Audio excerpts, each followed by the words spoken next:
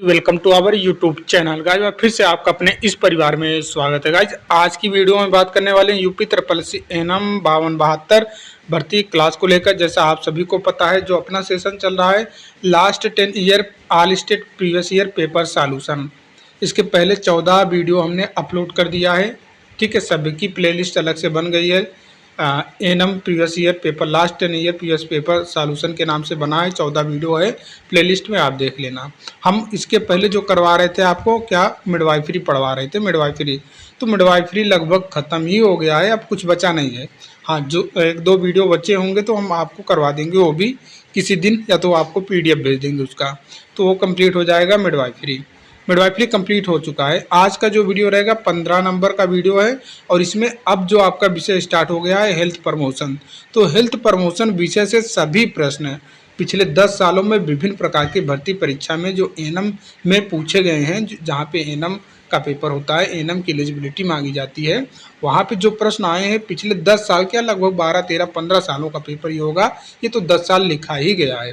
आपको 1990, 1992 के प्रश्न भी दिखेंगे, ये भी हो सकता है, ऐसा नहीं है। 1990, 1992, 1995 के भी विभिन्न प्रकार के भर्ती परीक्षा में जो पूछे गए वो भी प्रश्न आपको दिखने वाले होंगे।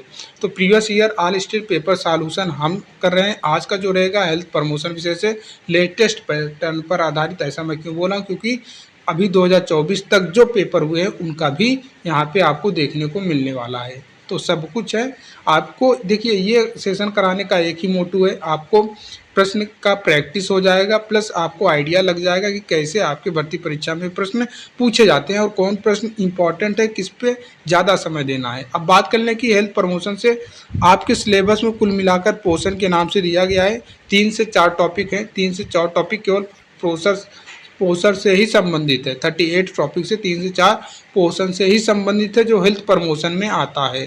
तो हेल्थ प्रमोशन से जो आपके भर्ती परीक्षा में प्रश्न बनने वाले हैं वो 15 से लेकर 18 प्रश्न जरूर बनने वाले हैं आपके हेल्थ प्रमोशन के विषय से। तो ये अपने आप में इम्पॉर्टेंट है। पिछली बार भी आपने देखा होगा विटामिन से प्रश्न बने हुए थे, कई विटामिन पूछे गए थे, 2-3 विटामिन। तो ये सब हेल्थ प्रमोशन के ही पार्ट हैं। तो हेल्थ प्रमोशन अपने आप में इम्पॉर्टेंट है। आपको शुरू से लेकर अंत तक हर एक वीडियो को देखना पड़ेगा और समय देना पड़ेगा। मात्र 40-50 मिनट का वीडियो होगा। 40-50 मिनट में आप कुछ सीख के जाएंगे, आउटपुट निकल के जाएगा।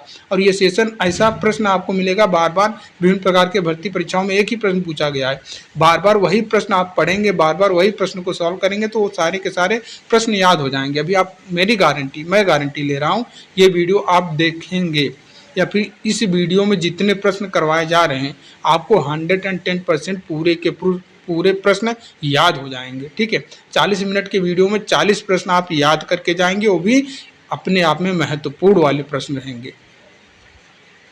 पहला प्रश्न आपके सामने दिखाई दे रहा है, यूपी एनएम कॉन्ट्रैक्ट बेस पे जो भर्ती आई थी 2022 में, उसमें यह प्रश्न पूछा गया था। ठीक है, प्रश्न क्या पूछा गया है, यदि स्क्रीनिंग में स्कूल जाने वाले बच्चे के पैर टेढ़े हैं, दांत विकसित हैं और कुंभतोद है, तो उसके किस कमी से पीड़ित होने की सर्वाधिक संभावना है। बहुत ही आसान प्रश्न है, कोई दिक्कत नहीं है। ये यूपी एनएचएम 2022 का प्रश्न है। अब इसका उत्तर करेक्ट बताना है। अब आपको पता है रिकेट्स का सिम्टम, आपको पता है रिकेट्स मतलब रिकेट्स कैसा, रिकेट्स से पीड़ित व्यक्ति कैसे दिखता है या पीड़ित बच्चा कैसे दिखता है। पेट निकला हुआ रहता है, जो यहाँ पे कुंभतोद बोला गया है, मतलब पेट की ही बात है। मतलब पेट फूला सा है, आगे सा निकला हुआ है, और पेट ये जो पैर है टेढ़े हैं, धनुषाकार रहता है ना, सभी को पता है धनुषाकार, ऐसे पीछे की ओर, ठीक है, पीछे की ओर झुका रहता है। तो ये पैर टेढ़े और दांत विकसित हैं, कुंभतोद है। कुंभतोद मतलब पेट निकला हुआ है, तो उसको किस कमी से पीड़ित होने की संभावना है, रिकेट्स है। ये तो पूरा पहचान है रिकेट्स। अब रिकेट्स किस विटामिन की कमी से होती है, तो विटामिन डी की कमी से। ऑप्शन नंबर बी करेक्ट हो गया। ये यूपी एनएम 2022 में ये प्रश्न पूछा गया था। अब यही नहीं, अब व्याख्या आप पढ़ेंगे और आसानी से सब कुछ सीखेंगे। देखिए, विटामिन डी की कमी से बच्चों में रिकेट्स नामक रोग होता है। इसमें हड्डियां नरम और कमज़ोर हो जाती हैं। इसकी पहचान क्या है सर, टेढ़े मेढ़े पैरें, उभरी हुई पसलियां और कभी कभी कुंभतोद। ठीक है, सी होती है दांतों का जल्दी आना और ठीक से विकास होना दर्शाता है कि कैल्शियम की कमी नहीं है। दांतों का जल्दी आना और ठीक से विकास ना होना दर्शाता है कि कैल्शियम की कमी नहीं है। कमी नहीं है। ठीक से विकास होना दर्शाता है कैल्शियम की कमी नहीं है। आयरन की कमी से एनीमिया होता है। पेट टेढ़े नहीं होते जो ऑप्शन में पैर टेढ़े नहीं होते जो ऑप्शन में एनीमिया दिया था, तो आयरन की कमी से एनीमिया होता है। अब देखिए आयोडीन की कमी से ग्वाइटर और मानसिक विकास में बाधा होती है, लेकिन टेढ़े पैर नहीं होते हैं। ठीक है।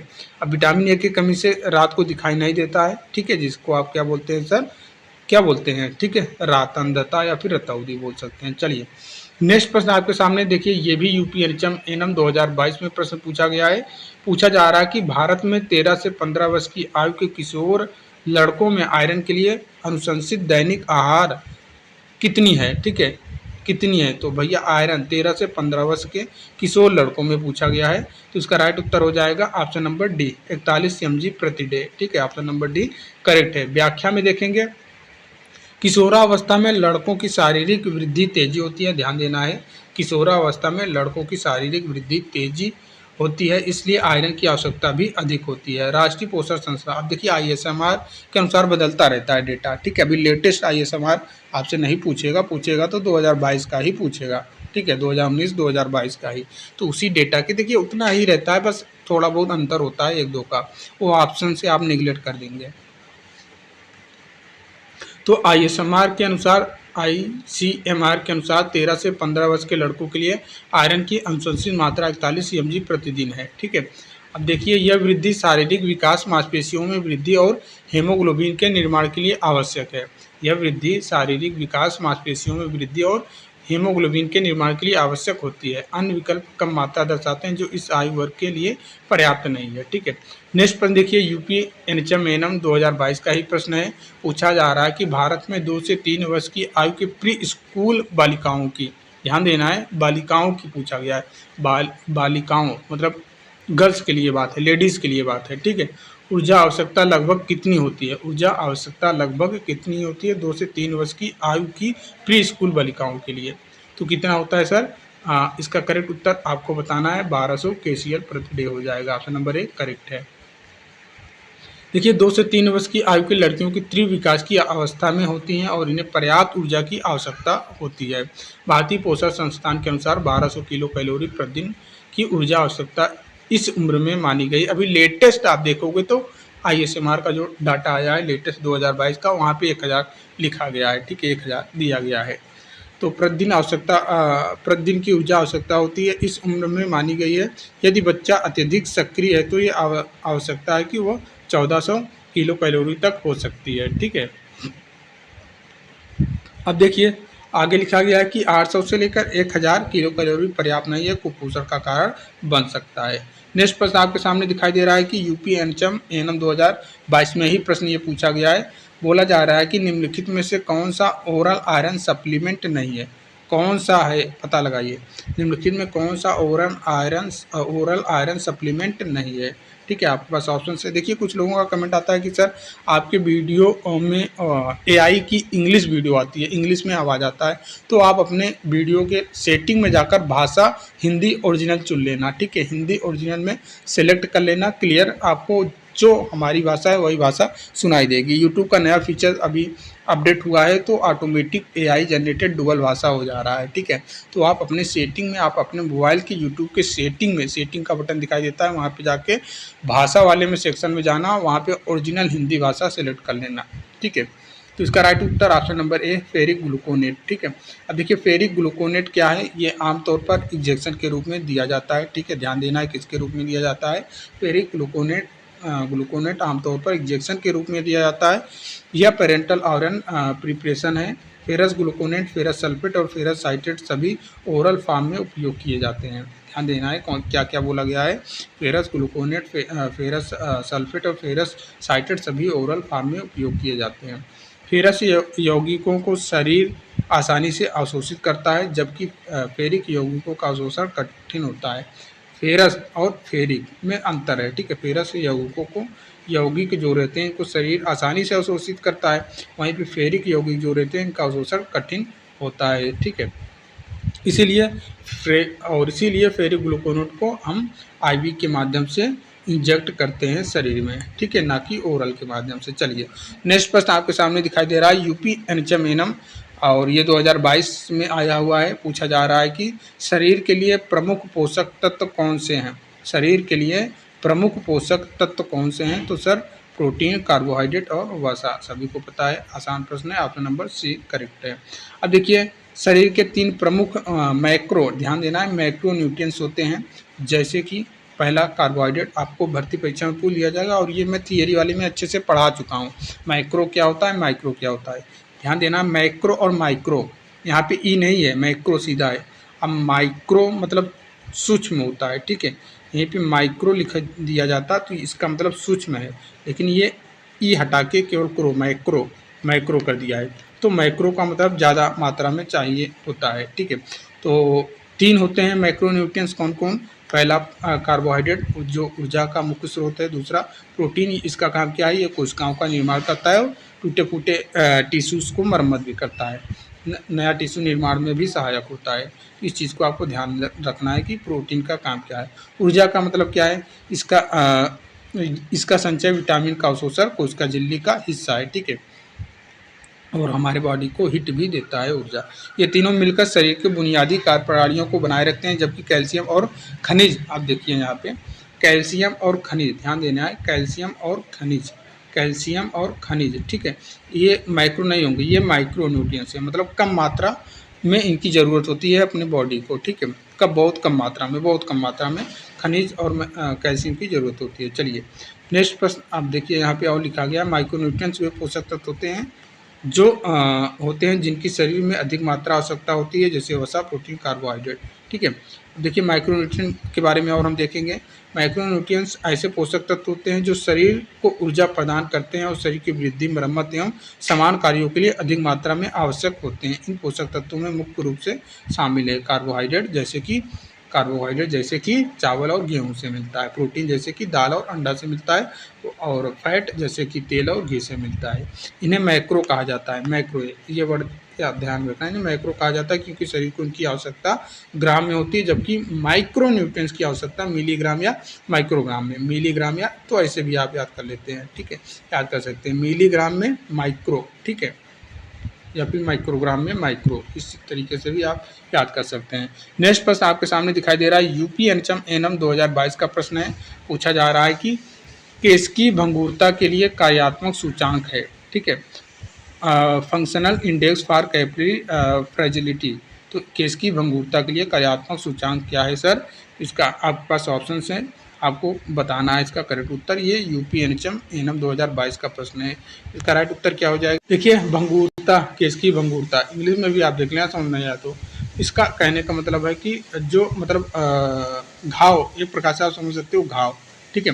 भंगुरता मतलब कहीं पे ज़्यादा चोट, अचानक चोट लग गया और वहाँ पे घाव हो गया, या फिर सूजन वगैरह सब चीज़ें जो हैं, तो उसको उसी को बोला जाए। जैसे कि भंगुरता मतलब क्या है, जैसे कोई ये ठोस, मैं ऐसे ही समझा रहा हूँ, ये कोई ठोस पदार्थ है, ठीक है, पत्थर ही समझ लेते हैं, पत्थर है, अब इस पर चोट मारते हैं तो ये चटक जाता है चारों तरफ, ठीक है, टूट जाता है, तो टूट जाता है, अब ये डैमेज हो गया। उसी प्रकार हमारे बॉडी से भी संबंधित है, यहाँ पे बोल रहा है फंक्शनल इंडेक्स ऑफ कैपिलरी। तो कैपिलरी जब आपकी डैमेज होती है तो कौन सा यहाँ पे है जो इसकी सुधार करेगा, कहने का मतलब यही है। तो भैया विटामिन सी, सभी को पता है विटामिन सी का काम ही है घाव बनना, ऑप्शन नंबर 1 करेक्ट है। अब देखिए विटामिन सी एक एस्कॉर्बिक एसिड होता है जो शरीर में कोलेजन निर्माण में सहायक होता है और केशिकाओं की दीवारों को मजबूत बनाए रखता है। इसकी कमी से स्कर्वी रोग होता है, इसमें केशिकाएं बहुत आसानी से फट जाती हैं, जो मैं आपको अभी समझाया हूँ, ठीक है, फट जाती हैं। और देखिए विटामिन के यह रक्त के थक्के के जमाने में सहायक होता है, लेकिन यह केस की भंगुरता का सूचांक नहीं है। विटामिन डी यह हड्डियों के स्वास्थ्य के लिए आवश्यक है। नेक्स्ट प्रश्न देखिए, नेक्स्ट प्रश्न भी यूपी एनएचएम 2022 का प्रश्न है। पूछा जा रहा है कि एक्टोडर्मेटाइटिस किसकी गंभीर कमी के कारण होता है? ये भी आसान प्रश्न है और ये भी यूपी एनएचएम 2022 का प्रश्न आया हुआ है। तो भैया किसकी कमी के कारण? जिंक के कमी के कारण। ऑप्शन नंबर डी यहाँ पे करेक्ट है, ठीक है, ऑप्शन नंबर डी करेक्ट है। चलिए व्याख्या में आप देख सकते हैं, बाकी ऑप्शन यहाँ पे देखिए कैल्शियम, कैल्शियम का काम क्या है, यह हड्डियों के लिए ज़रूरी है लेकिन त्वचा विकृति से इसका सीधा संबंध नहीं है। मैग्नीशियम, यह मांसपेशियों और नसों के लिए आवश्यक है। कॉपर, कॉपर इसकी कमी से एनीमिया हो सकता है लेकिन यह बीमारी उससे संबंधित नहीं है। और जिंक की कमी से भैया एकोडर्मेटाइटिस होता है जो एक अनुवंशिकी रोग है जिसमें शरीर जिंक को अवशोषित नहीं कर पाता है, ठीक है, और यह त्वचा पर प्रभाव डालता है। नेक्स्ट प्रश्न आपके सामने दिखाई दे रहा है, यूपी एनएचएम एनएम 2022 का प्रश्न है। बच्चों में विटामिन डी की कमी के कारण कौन सा रोग होता है? बहुत ही आसान प्रश्न है, आप इसका उत्तर बताना है। बच्चों में विटामिन डी की कमी के कारण कौन सा रोग होता है? अभी ऊपर हम करके आए हैं रिकेट्स। रिकेट्स यह बच्चों में हड्डियों की नमी और विकृति वाला रोग है जो विटामिन डी, कैल्शियम और फास्फोरस की कमी से होता है। बाकी ऑस्टियोपोरोसिस ये आपको सभी को पता है, यह वयस्कों में हड्डियों की घनता को कम करता है, मतलब हड्डी मतलब भंगुर हो जाता है, मतलब कमजोर नरम हो जाती है, ठीक है। ऐसे हाथ से दबा देंगे तो ऐसा लगता है कि पूरा एकदम चूर हो जाएगा, बोलते हैं चकनाचूर हो जाएगा, उस तरीके से। देखिए ऑस्टियोमलेशिया ये भी हड्डी की नरमी रोग है जबकि रिकेट्स बच्चों में होता है। आपका व्याख्या है देख लेना, ठीक है। अब आप बोलोगे कि सर यूपी एनएचएम का कितना सारा प्रश्न है, तो भैया कई प्रोग्राम में भर्ती आई थी तो हर एक प्रोग्राम का पेपर अलग अलग हुआ था। इस बात को आपको ध्यान में रख के चलना है कि मैटरनल हेल्थ का पेपर अलग था, आरबीएसके का पेपर अलग था, और आपका जो UHWC 15 फाइनेंस का था उसका पेपर अलग था। तो हर एक शिफ्ट के मिलाकर इतने सारे प्रश्न हुए हैं, सभी शिफ्ट को मिलाकर। नेक्स्ट प्रश्न आपके सामने दिखाई दे रहा है, पोलिक अम्ल भरपूर मात्रा में किसमें पाया जाता है? पोलिक अम्ल भरपूर, ये भी यूपी एनएचएम एनएम का ही पेपर है। पोलिक अम्ल भरपूर मात्रा में किसमें पाया जाता है? आसान प्रश्न है, कोई दिक्कत नहीं है, आप बना लेंगे। थियरी वाली क्लास में अच्छे से हम बता चुके हैं कि फोलिक अम्ल, फोलिक एसिड भैया हरी सब्जियों में। हरी सब्जी आपको ऑप्शंस में कहीं दिखाई दे रहा है क्या? मांस बोला है, ये तो कट जाएगा, ठीक है। मानव और गाय का दूध, ये भी कट जाएगा। हाँ ठीक है, पालक, ठीक है, पालक, सलजम का साग, ठीक है, ऑप्शन नंबर सी करेक्ट है। और बाकी बिना पॉलिश अनाज, इससे ये भी गलत हो जाएगा। देखिए मीट एंड एग में इसमें क्या रहता है? मांस और अंडा में इसमें आयरन और विटामिन B12 अधिक होते हैं, फोलिक एसिड सीमित मात्रा में होता है। बाकी मिल्क में फोलिक एसिड बहुत कम होता है। और आपका ये लेफी वेजिटेबल पालक में फोलिक एसिड का सबसे अच्छा स्रोत माना जाता है, ठीक है। अनपॉलिश चावल में इसमें फोलिक एसिड होता है लेकिन हरे पत्तेदार सब्जियों की तुलना में कम होता है। जो पॉलिश किया हुआ अनपॉलिश चावल है, ठीक है, इसमें होता है लेकिन हरे पत्तेदार सब्जियों की तुलना में कम रहता है। नेक्स्ट प्रश्न देखिए, यूपी एनएचएम एनएम 2022 का प्रश्न है, पूछा जा रहा है कि पूर्ण रूप से प्रोटीन का सर्वोत्तम उदाहरण क्या है? पूर्ण प्रोटीन का सर्वोत्तम उदाहरण क्या है? आसान प्रश्न है सर, कोई दिक्कत नहीं है, आप बना लेंगे। अंडा, ठीक है, एग, ठीक है, एक अच्छा उदाहरण है। बाकी ये व्याख्या पढ़ लेना। राइस में क्या, इसमें आवश्यक अमीनो अम्ल की कमी होती है इसलिए इसको इनकम्प्लीट प्रोटीन कहा जाता है, ठीक है। चावल बहुत खाते हैं आप लोग, तो चावल इनकम्प्लीट प्रोटीन है। बाकी नट्स, इसमें प्रोटीन होता है लेकिन सभी आवश्यक अमीनो अम्ल नहीं होते हैं। जो अमीनो अम्ल है उसी से तो प्रोटीन का निर्माण बनता है। 20 प्रकार के ये प्रोटीन का निर्माण 20 प्रकार के अमीनो एसिड से होता है, ठीक है। नेक्स्ट प्रश्न आपके सामने दिखाई दे रहा है कि टोकोफेरॉल का सामान्य नाम क्या है? टोकोफेरॉल विटामिन ई को ही बोलते हैं, ऑप्शन नंबर सी करेक्ट है। Tocopherol vitamin E, vitamin E एक ऑक्सीडेंट, ध्यान देना, ऑक्सीडेंट दो होते हैं, एक विटामिन सी, एक विटामिन ई। अगर ऑप्शन में विटामिन सी दे दिया, ये भी ऑक्सीडेंट होता है, ठीक है, लेकिन विटामिन ई सबसे ज़्यादा, इसके तुलना में विटामिन ई ज़्यादा होता है ऑक्सीडेंट, तो इस चीज़ को आपको ध्यान में रखना है। विटामिन B12 इसको कोबालमाइन कहते हैं। विटामिन के यह रक्त के थक्के जमाने के लिए ज़रूरी होता है। विटामिन ई को ही टोकोफेरॉल कहते हैं और ये एक एंटी स्टेरिलिटी एंटीऑक्सीडेंट विटामिन है। विटामिन B1 से थायमिन कहा जाता है, ठीक है, विटामिन B1 को थायमिन कहा जाता है। नेक्स्ट प्रश्न आपके सामने दिखाई दे रहा है, केला PSC एनएम का है। 2017 में प्रश्न आया था केला PSC एनएम में। पूछा जा रहा है कि निम्नलिखित में से किस स्तनधारी के दूध में वसा की मात्रा सबसे अधिक होती है? बहुत ही अच्छा प्रश्न है, थियरी वाले में हम बहुत अच्छे से ये क्लियर करवा चुके थे, ठीक है। तो इन्हीं सब प्रश्नों को देख कर ही थियरी पढ़ाई गई थी। कहाँ डिफिकल्ट पेपर है, कहाँ डिफिकल्ट पेपर है बताइए? तो भैंस, बैफेलो में ऑप्शन नंबर ए करेक्ट है। बैफेलो में भैंस के दूध में लगभग 7 से 8% तक वसा होती है, जो सबसे अधिक है। अब हुमैन में कितना रहता है, मानव में इसमें लगभग 3 से 4% वसा होती है, गाय में 4 से 5% तक वसा होती है। अब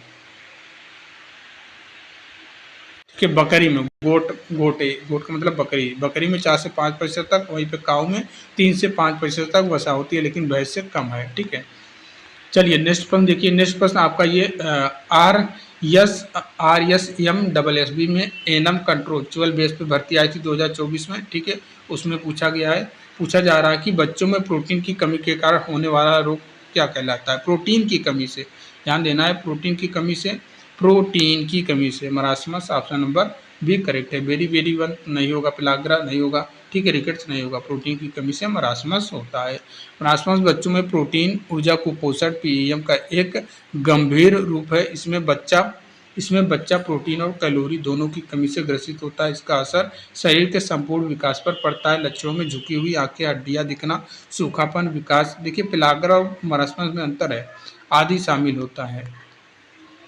नेक्स्ट प्रश्न देखिए। नेक्स्ट प्रश्न केला पीएससी एनम 2017 में पूछा गया है प्रश्न। ठीक है, केला पीएससी एनम 2017 का प्रश्न है। पूछा जा रहा है कि निम्नलिखित में से कौन सा खाद्य पदार्थ प्रोटीन का सर्वोत्तम स्रोत है। ठीक है, खाद्य पदार्थ, अभी हम वहाँ पे अंडा में देखा था, अंडा में ज़्यादा होता है, लेकिन यहाँ पे अब आपको इन ऑप्शन में बताना है किसमें प्रोटीन की मात्रा ज़्यादा होती है। तो बहुत ही आसान प्रश्न है, कोई दिक्कत नहीं है, आप आसानी से बना लेंगे। तो फलिया, ठीक है, फलिया वाली चीज़ें जो होती हैं उसमें प्रोटीन, फलिया जैसे दाल, ठीक है, दाल क्या होता है, दाल फलिया में ही रहता है ना। अरहर देखे हैं ना आप, चना देखे हैं ना, फलिया रहती है, उसको फलिया ही बोलते हैं।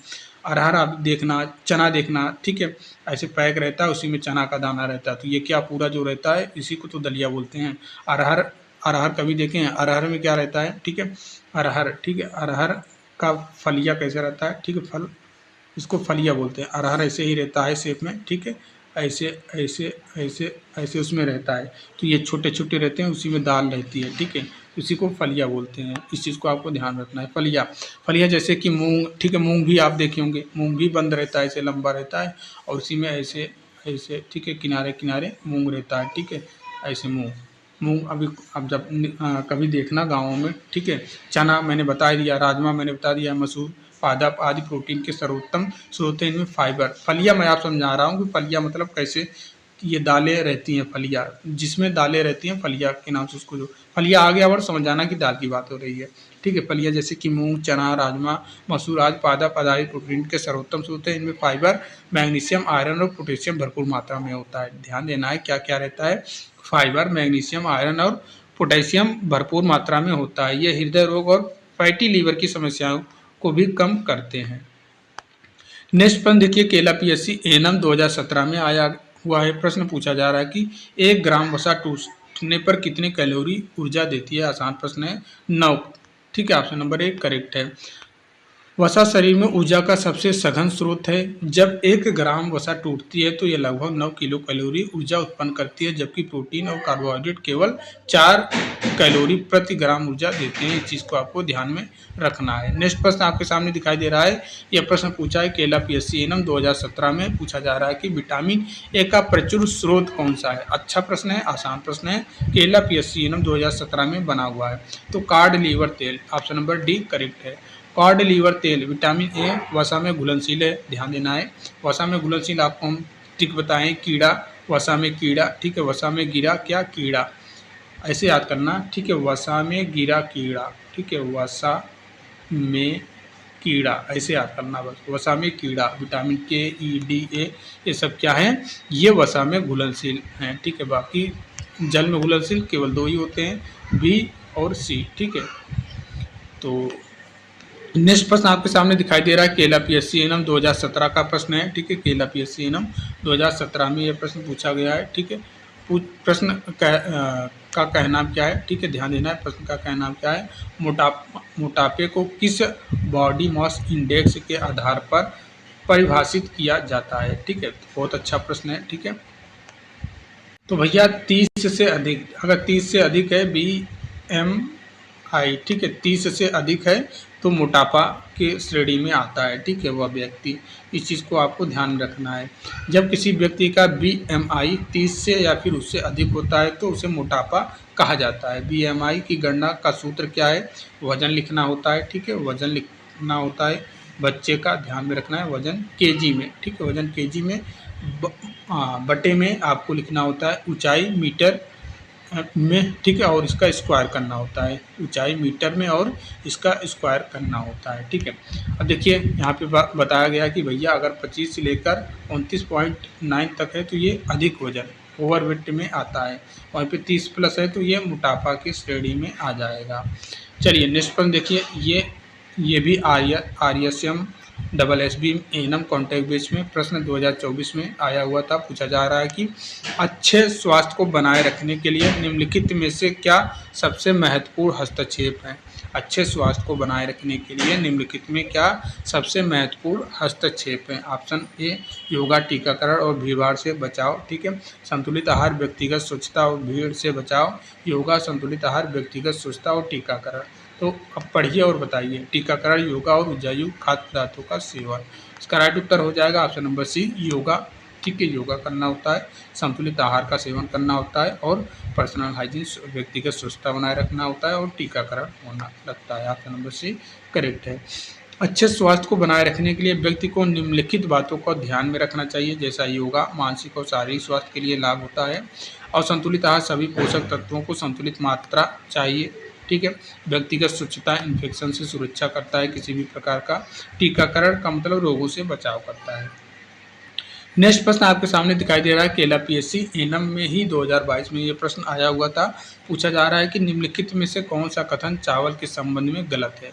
अब देखिए चावल की जब मैं थियरी आपको पढ़ा रहा था वहाँ पे हर एक चीज़ अच्छे से बताया हूँ चावल के बारे में। तो पिसे हुए कच्चे चावल में विटामिन बी कम मात्रा में होता है, छिलके वाला चावल कैल्शियम का खराब स्रोत है, हाथ से कूटा चावल विटामिन बी का अच्छा स्रोत होता है, चावल को आधा उबालने से मिलिंग के दौरान थायमिन की हानि होती है। तो इसका करेक्ट उत्तर बताना। तो देखिए निम्नलिखित में कौन सा कथन चावल के संबंध में गलत है, ठीक है। यहाँ पे बोला जा रहा है कि पिसे हुए कच्चे चावल में विटामिन बी कम मात्रा में होता है। बहुत अच्छी बात बोली है और ये सही बात है। पिसे हुए कच्चे चावल में विटामिन बी कम मात्रा में होता है। छिलके वाला कच्चा चावल कैल्शियम का खराब स्रोत होता है, ये भी सही बात है। कौन सा गलत पूछा है, ठीक है, कौन सा गलत है, ठीक है। हाथ से कूटा चावल विटामिन बी का अच्छा स्रोत है, ये भी सही बात है। चावल को आधा उबालने से मिलिंग के दौरान थायमिन की हानि होती है, तो ये कहनाम गलत है, ठीक है, थायमिन की हानि नहीं होती है, कहनाम इनका गलत है। ऑप्शन नंबर डी गलत है। देखिए यहाँ पर लिखा गया मिलिंग के दौरान चावल की बाहरी परत निकल जाती है जिससे विटामिन बी की मात्रा कम हो जाती है, ये ऑप्शन नंबर ए के जो है ऑप्शन नंबर ए में बोला है, ठीक है।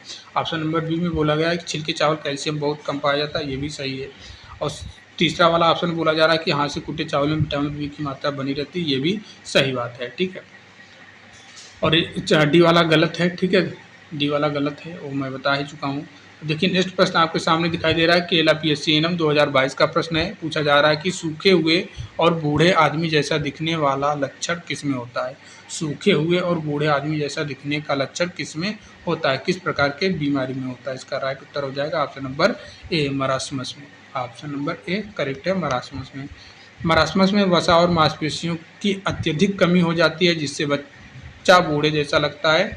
बाकी क्वाशिकोर में इसकी पहचान क्या है सर, पेट फूला हुआ होता है, तो इस चीज़ को आपको ध्यान में रखना। क्वाशिकोर में पेट फूला होता है और शरीर पर सूजन होते हैं, एडिमा होते हैं, ठीक है, लेकिन ओल्ड मैन लुक नहीं होता है, बूढ़े जैसा नहीं दिखता है। बाकी एनीमिया में कमजोरी रहती है, थकावट होती है, लेकिन शरीर मरासमस जैसा नहीं लगता है। और देखिए डी वाले ऑप्शन में बोला कृत्रिम संक्रमण से वजन कम हो सकता है लेकिन विशिष्ट ओल्ड मैन लुक नहीं होता है। नेक्स्ट प्रश्न देखिए, विटामिन ए की कमी से क्या होता है। आसान प्रश्न है, ये प्रश्न आया है केला PSC एनम 2022 में। तो क्या होता है sir, option number C correct है, ठीक है। बाकी नेक्स्ट हम व्याख्या में देखेंगे चीज़ें, ठीक है। अब देखिए डिमेंशिया जो बोला गया है बात, डिमेंशिया क्या है, ये मस्तिष्क से जुड़ी समस्या है और विटामिन ए की कमी से संबंधित नहीं है। बाकी विटामिन सी की कमी से स्कर्वी होता है और नाइट ब्लाइंडनेस रतौंधी विटामिन ए की कमी से होता है, ये आँखों की रोशनी को प्रभावित करता है, ठीक है, जो बात सही है।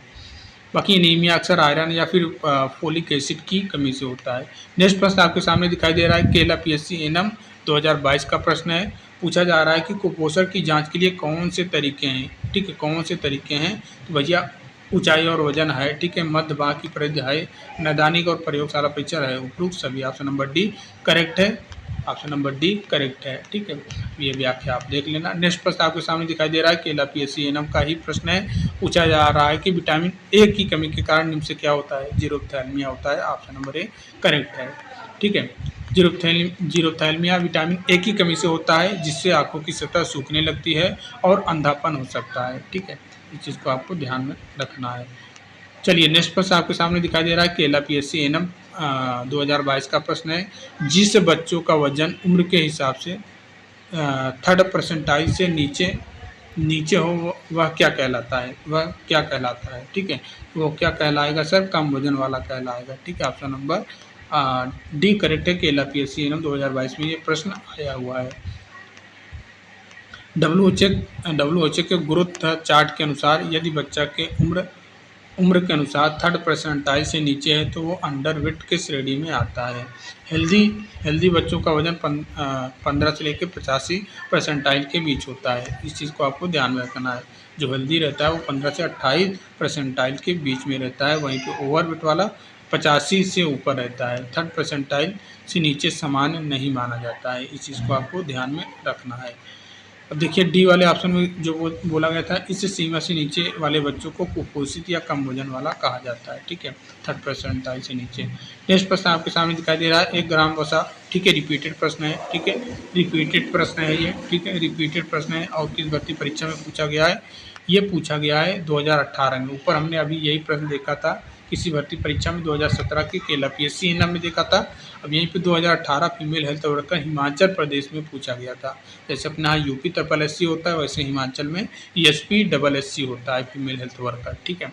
2018 में ये प्रश्न आया था, 1 साल के बाद जस्ट है, ठीक है। केला पीएससी में 2017 में पूछा, फिर 2018 में पूछ लिया हिमाचल प्रदेश में, ठीक है। तो ये रिपीटेड प्रश्न होते हैं, ये मैं आपको समझाने की कोशिश कर रहा हूँ। नेक्स्ट प्रश्न देखिए, कौन सा पोषक तत्व टिश्यू को ठीक करने में सहायता करता है? बहुत ही आसान प्रश्न। विच nutrient help in the tissue repair? तो प्रोटीन है, प्रोटीन ही मरम्मत का काम करता है। ये भी Himachal Pradesh female health worker 2018 में पूछा गया है। प्रोटीन शरीर की ऊतक की मरम्मत और नई ऊतक कोशिकाओं के निर्माण में मुख्य भूमिका निभाता है। यह बच्चों की वृद्धि और विकास के लिए आवश्यक प्रोटीन मांस, दूध, अंडा, दाल, सोया आदि में पाया जाता है। नेक्स्ट प्रश्न देखिए, नेक्स्ट प्रश्न पूछा जा रहा है कि सभी वसा में घुलनशील विटामिन है सिवाय एक को छोड़कर। तो किसको? विटामिन कीड़ा याद करो, ठीक है, वसा में कीड़ा, ठीक है, तुरंत आपको याद हो जाएगा वसा में कीड़ा।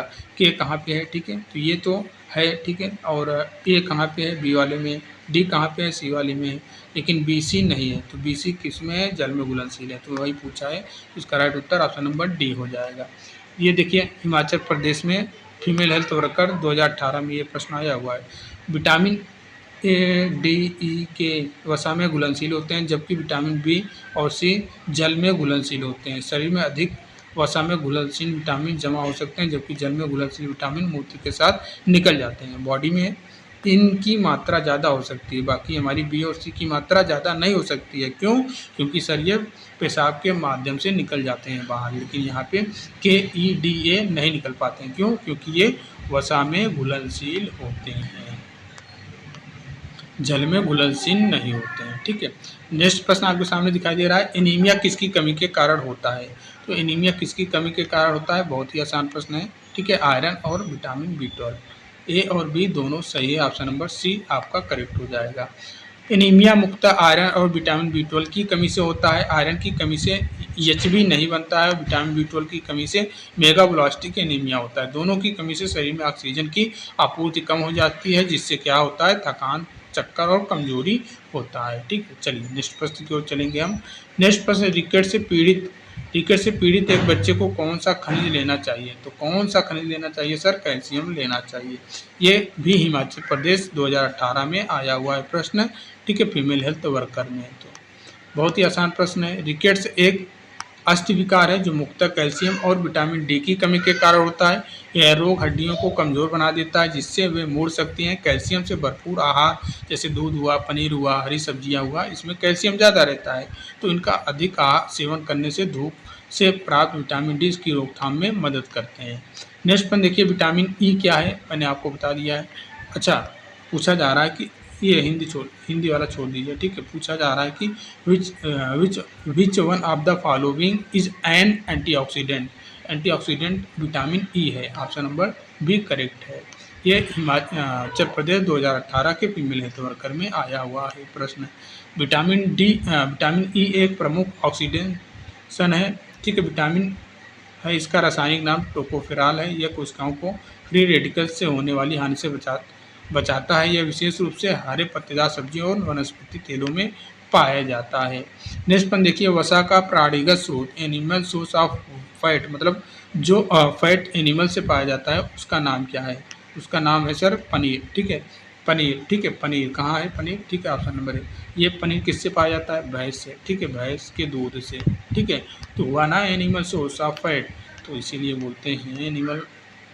देखिए, पनीर दूध, घी, मक्खन आदि प्राणी स्रोतों से प्राप्त वसा है जो सैचुरेटेड फैट्स होते हैं, जो अधिक मात्रा में लेने पर कोलेस्ट्रॉल बढ़ा सकते हैं, जबकि पौधों से प्राप्त तेल जैसे कि ऑलिव ऑयल, नारियल वनस्पति स्रोत होते हैं।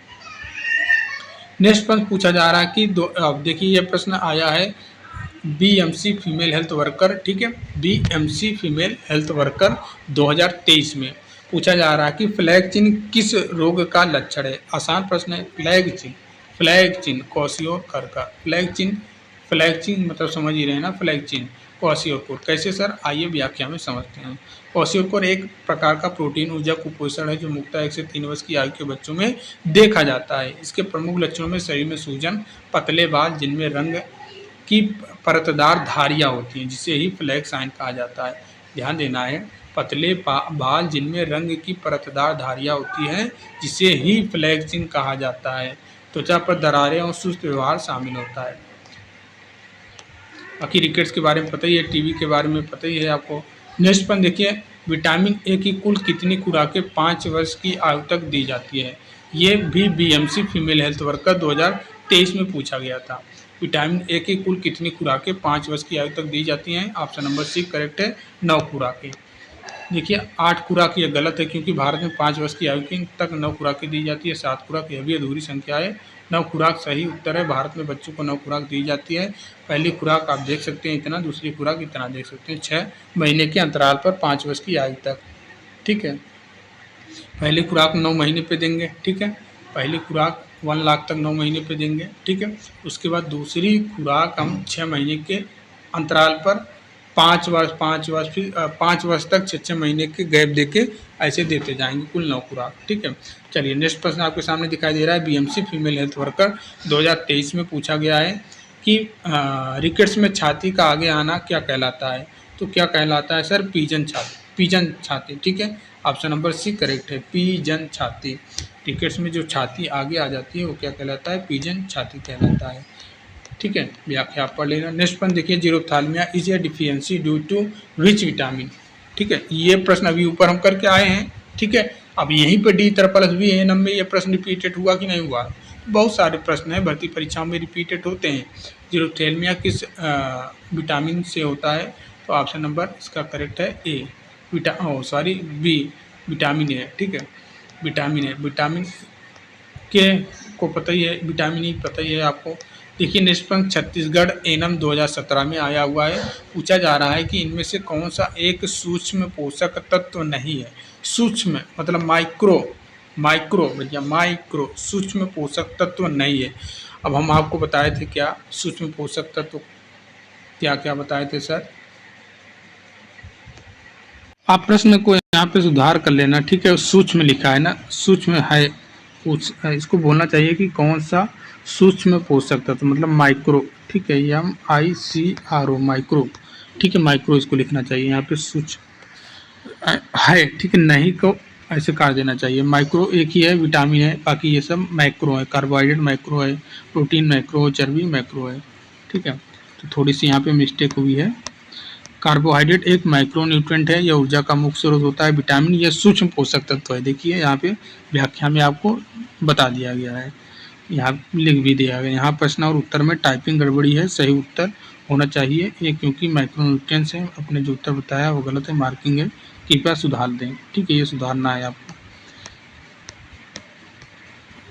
इनमें से कौन सा एक डाइसैकेराइड है? ठीक है, डाइसैकेराइड है। आपके पास ऑप्शन है, आपको खुद तय करना है। ये छत्तीसगढ़ एनएचएम एनएम 2017 में आया था। डाइसैकेराइड मल्टोस को ही कहते हैं। ठीक है, ऑप्शन नंबर बी करेक्ट है। फ्रैक्टोस या मोनोसैकेराइड है। ठीक है, जो फलों में पाया जाता है, ध्यान देना है। फ्रैक्टोस, फ्रा से फ्रैक्टोस, फ्रा से फल। ठीक है, फ्रा से फ्रैक्टोस, फ्रा से फल। और ये क्या है? मोनोसैकेराइड है, यह फलों में पाया जाता है। बाकी मल्टोज या डाइसैकेराइड है, जो ग्लूकोज अणुओं से मिलकर बना होता है। किससे मिलकर बना होता है? ग्लूकोज अणुओं से मिलकर बना होता है। गैलेक्टोज ये भी मोनोसैकेराइड है। ग्लूकोज ये भी एक सरल शर्करा मोनोसैकेराइड है। नेक्स्ट प्रश्न आपके सामने दिखाई दे रहा है। केला पीएससी एनएम 2022 का प्रश्न है। पूछा जा रहा है कि यह त्वचा द्वारा अल्ट्रावायलेट किरणों का उपयोग करके संश्लेषित किया जाता है। किस मतलब इन ऑप्शन में से कौन सा है जो त्वचा द्वारा अल्ट्रावायलेट किरणों का उपयोग करके संश्लेषित किया जाता है? बहुत ही आसान प्रश्न है। Vitamin D. ठीक है, विटामिन डी सूर्य से मिलता है, त्वचा से। ठीक है, त्वचा के माध्यम से हमारे बॉडी को मिलता है। अब विटामिन सी या खट्टे फलों से मिलता है और स्कर्वी रोग से बचाता है। विटामिन डी या सही उत्तर है। त्वचा पर सूर्य की पराबैंगनी किरणों के संपर्क में आने पर कोलेस्ट्रॉल से विटामिन D3 कैल्सीफेरॉल बनता है, हड्डियों की मजबूती और रोग प्रतिरोधक क्षमता में सहायक होता है। बाकी विटामिन ए ये आँखों के स्वास्थ्य और दृष्टि के लिए आवश्यक है। विटामिन बी है, कई प्रकार के विटामिन का समूह है, जैसे कि B1, B12 और जो ऊर्जा निर्माण और तंत्रिका स्वास्थ्य में सहायक होता है। नेक्स्ट प्रश्न देखिए, केला पीएससी एनएम में ही प्रश्न 2019 में आया है। पूछा जा रहा है कि एनपीएजी का अर्थ क्या है? मतलब एनपीएजी का फुल फॉर्म क्या है? एनपीएजी का वैसे तो फुल फॉर्म बहुत पता है, हमको बहुत पता है, लेकिन यहाँ पे पोषण के संबंध में। ठीक है, पोषण के संबंध में sir option number C correct हो जाएगा। किशोरियों के लिए पोषण कार्यक्रम, nutrient program for adolescent girls. ठीक है, ऑप्शन नंबर सी यहाँ पे करेक्ट हो जाएगा। अब देखिए, ये केंद्र सरकार द्वारा जो किशोरियां रहती हैं उनके लिए चलाया गया है एक पोषण कार्यक्रम है। इसका उद्देश्य किशोर लड़कियों की पोषण संबंधी स्थिति में सुधार करना, उनमें लैंगिक जागरूकता उत्पन्न करना और उन्हें आत्मनिर्भर बनने के लिए उपयुक्त वातावरण देना। नेक्स्ट प्रश्न आपके सामने दिया गया है। Kerala PSC ANM public health nursing 2022 में ये प्रश्न आया हुआ है। पूछा जा रहा है कि इनमें से किसे आवश्यक अमीनो एसिड के रूप में जाना जाता है? आवश्यक, अब इस चीज़ को आपको ध्यान में रखना है। ठीक है, अमीनो एसिड। तो यहाँ पे मैं आपको जब पढ़ा रहा था क्या थियरी, एक टॉपिक मैंने अलग से बनाया था, वसा। ठीक है, छोटा सा वीडियो है, वसा, कार्बोहाइड्रेट और प्रोटीन के बारे में मैंने अलग से वीडियो बना के आपको बताया था। वहाँ पे बहुत सारी जानकारी दिया था, लगभग 10 से 15 मिनट की वीडियो है, आप उसको देख लेना। तो सर यहाँ पे जो आइसोल्यूसिन है, ठीक है, आइसोल्यूसिन है, यही हमारा करेक्ट उत्तर हो जाएगा। आइसोल्यूसिन ही आवश्यक अमीनो एसिड के रूप में जाना जाता है। ठीक है, कुल मैंने आपको बताया था 20 होते हैं, 11 जो 9 हमारी बॉडी खुद में बना लेती है, 11 जो हमें बाहर खाने के रूप में लेना होता है। अच्छे से समझाया था आपको। तो उसी 11 में से ये हमारा इम्पोर्टेंट है आइसोल्यूसिन। इस चीज़ को आपको ध्यान में रखना है। आइसोल्यूसिन एक आवश्यक अमीनो एसिड है, जिसका अर्थ है कि यह शरीर द्वारा स्वयं नहीं बनाया जा सकता है, तो इसे आहार द्वारा प्राप्त करना अनिवार्य होता है। यह ऊतकों की मरम्मत, हीमोग्लोबिन उत्पादन और रक्त में शर्करा के स्तर को नियंत्रित करने में सहायक होता है। इसके अतिरिक्त आवश्यक अमीनो एसिड में ल्यूसीन, ध्यान देना है, ल्यूसीन, लाइसिन, मेथियोनिन, इन सभी का नाम याद कर लो आप। ठीक है, कौन कौन सा? ल्यूसीन हुआ, लाइसिन हुआ, मेथियोनिन हुआ, फेनिन, एलेनिन हुआ, थियोनिन हुआ, ट्रिप्टोफैन हुआ, वेलिन हुआ। ठीक है, कितने हैं सर? याद कर लेना है। ठीक है, 1 2 3 4 5 6 7 है। यहाँ पे सातों का नाम आप याद कर लेना। ठीक है, और भी हैं आपके, लेकिन ये इम्पोर्टेंट है। नेक्स्ट प्रश्न आपके सामने दिखाई दे रहा है कि केला पीएससी एनएम 2022 में ही पूछा गया है। पेलाग्रा किस विटामिन की कमी के कारण होता है? तो विटामिन थायमिन। ठीक है, नियासिन, थायमिन आपका पता ही है, और यहाँ पे विटामिन सी पता ही है। नियासिन की कमी से पेलाग्रा होता है। ठीक है, पेलाग्रा एक गंभीर रोग है जो नियासिन विटामिन B3 की कमी से होता है। यह बीमारी त्वचा, पाचन तंत्र और तंत्रिका तंत्र को प्रभावित करती है। इसके 4 प्रमुख लक्षणों को 4D से याद किया जाता है। अभी ये चीज़ इंपॉर्टेंट है। विटामिन B3 को 4D के नाम से भी याद किया जाता है। जैसे पहला डी का मतलब हुआ डायरिया, दूसरा डी का मतलब हुआ डिमेंशिया, और तीसरा डी का मतलब हुआ डर्मेटाइटिस, और चौथा डी का मतलब हुआ डेथ। 3D या 4D के नाम से आप इसको जानते हैं विटामिन B3 को। नियासिन की कमी से यह बीमारी गरीब वर्ग, मक्का आधारित आहार लेने वाले, शराब पीने वाले में अधिक देखी जाती है।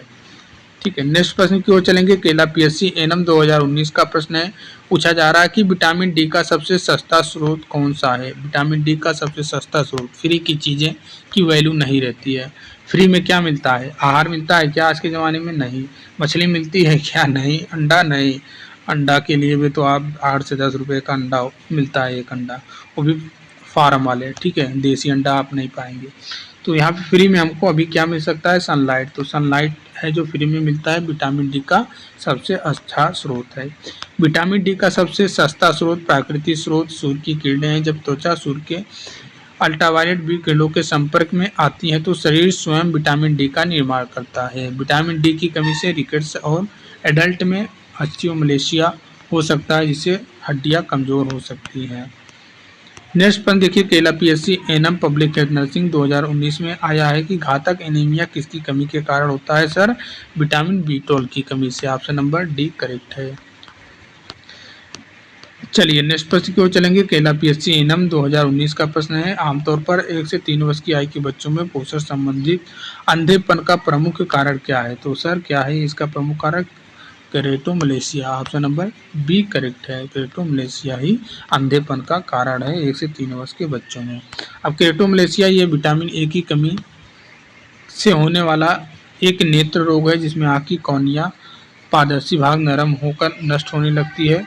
यह रोग मुख्य रूप से 1 से 3 वर्ष के कुपोषित बच्चों में पाया जाता है। इससे अस्थायी अंधापन भी हो सकता है। विटामिन ए की कमी त्वचा, आँखों और रोग प्रतिरोधक क्षमता को भी प्रभावित करती है। तो ये रहे आज के लगभग 50 प्रश्न हम आपको करवा चुके हैं। ठीक है, पोषण से। अब इसका लंबा टॉपिक चलेगा, कुल मिलाकर 10 से 12 वीडियो आने वाले हैं पोषण से। तो आप अच्छे से पढ़ाई करना, हर एक प्रश्न को देखना, नोट डाउन कर सकते हो तो नोट डाउन कर लेना। अदरवाइज आप 2 बार वीडियो देखेंगे तो सारा का सारा याद हो जाएगा। वैसे भी ये याद ही हो गए होंगे। उम्मीद करते हैं वीडियो आपको अच्छी लगी होगी। तो मिलते हैं नेक्स्ट वीडियो में, तब तक के लिए जय हिंद, जय भारत। देखिए आप वीडियो को थोड़ा ग्रो करिए। ठीक है, व्यूज़ नहीं आते हैं, आपके लाइक्स नहीं आते तो डिमोटिवेट, इसीलिए मैं डिले कर देता हूँ वीडियो लाने में। 1 दिन का गैप दे देता हूँ, 2 दिन का गैप देता हूँ। जैसे मैं कंटिन्यू वीडियो शुरू करता हूँ देना, वैसे ही आपके रिस्पांस कम आने लगते हैं। तो थोड़ा डिमोटिवेट हो जाना होता है कि यार क्या ही पढ़ाएं, कोई रुचि ही नहीं है आप में। जबकि भैया आउटपुट निकल रहा है, ऐसा नहीं है कि मैं बिना आउटपुट के ही आपको पढ़ाया जा रहा हूँ। आप खुद से सोचिए, हम ये सारा जो प्रश्न करवाए हैं ये किसी न किसी भर्ती परीक्षा में पूछा गया है, तब तो करवाएं, खुद से बनाए नहीं है प्रश्न कि ये इम्पोर्टेंट है आपके पेपर में आएगा। नहीं, ये ऑलरेडी आ चुका है और रिपीटेड होते हैं, यही तो प्रश्न रिपीटेड होते हैं, थोड़ा भाषा बदल दिया जाता है, बाकी चीज़ें वही रहती है। उम्मीद करते हैं आप चीज़ें समझ गए होंगे। तो मिलते हैं नेक्स्ट वीडियो में, तब तक के लिए जय हिंद, जय भारत।